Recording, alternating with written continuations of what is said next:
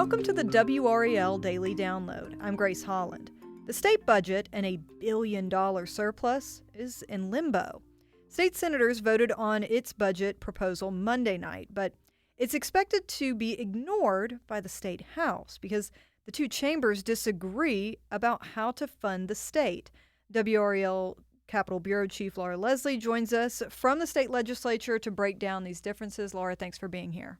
Thanks for having me, Grace. Now, Will Doran kind of touched on some of this budget controversy in our Monday episode, but I just kind of wanted to give a bigger picture here of what's going on. So, first of all, what just passed in the Senate on Monday night?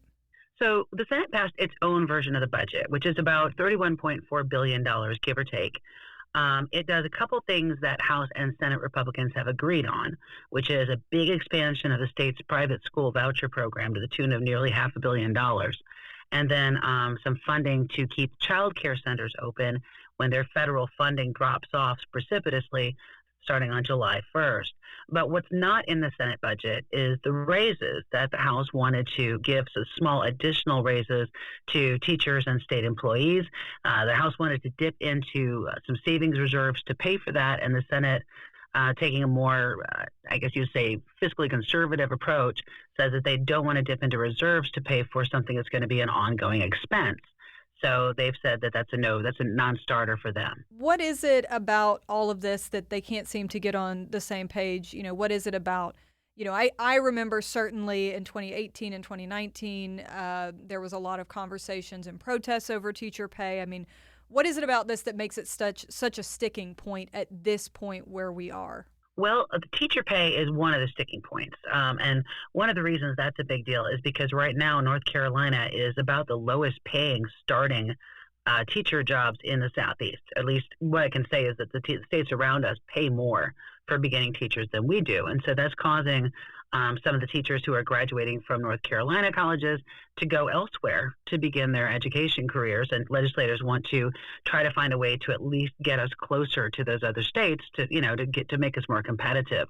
But in the bigger picture, the real hang up here is how much the state can afford to spend. Right, because we had nearly $1 billion surplus, but there's also a lot of needs, and of course that expansion of the voucher program is a big chunk of money right there. So they have X amount of extra to spend, but they want to spend a little bit more than what they have extra, and so that's really where it comes down to. That the House wants to be a little bit more liberal and use some of the state reserves, because the state has billions of dollars in rainy day funds and reserves sitting around. So but the money is there, but the Senate says we should not be dipping into these reserves for things that aren't actually emergencies, and so they don't see the teacher pay situation as being perhaps as critical as the House does. All right, let's take a quick break right there, and we'll be right back.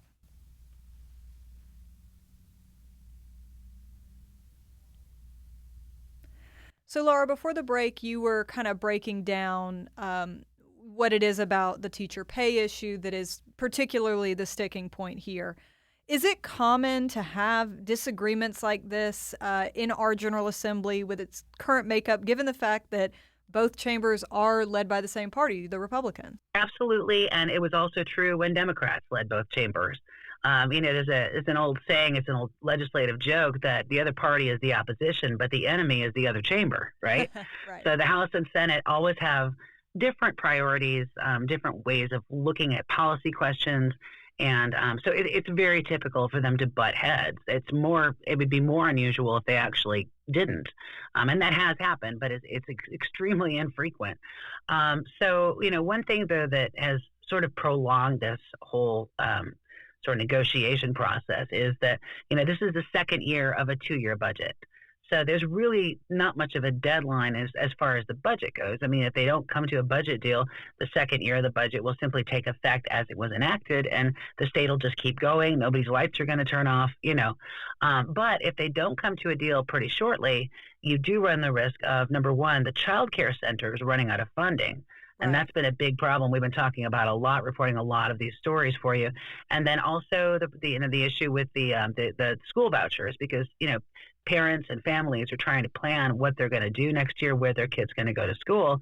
And, if they're being told they're going to get this money, but then the money doesn't show up, then, what do they do? Right. A lot of very practical impacts that this could have if some decisions aren't made here soon. So I do wonder, where do the Democrats stand on this disagreement? I know Governor Cooper in the past has been in favor of increasing teacher pay and kind of closing that gap, like you said, with us being ranked low among southeastern states. So are they sort of siding with the House here? Do they think that plan would go far enough? I don't think they're siding with either. Okay. I think, right now the big sticking point for most Democrats, and I'll say most because some Democrats in the House did vote for the House budget. But the big sticking point is the expansion of the voucher program, because that's a large amount of money. It's nearly $500 million, and it's set to get even bigger next year. And so that's money Democrats say that should be going to the public schools, money you could use to do those teacher pay increases and to get teacher assistants back in the schools and to pay bonuses and master's pay and still have money left over, they say. So, they see this as a fundamental basically wrong direction for the state to be prioritizing spending in. And Cooper has said much the same thing. The governor very strongly, I should say, has said that he absolutely will not sign anything that involves, expansion of voucher programs. Is almost certain to veto whatever deal comes to his desk. But of course, it actually, the Republicans here have enough votes in the House and Senate that they can override a veto if they all agree, every single one of them, on what that deal should be. And do we have any idea how long this stalemate could go on? Well, it could.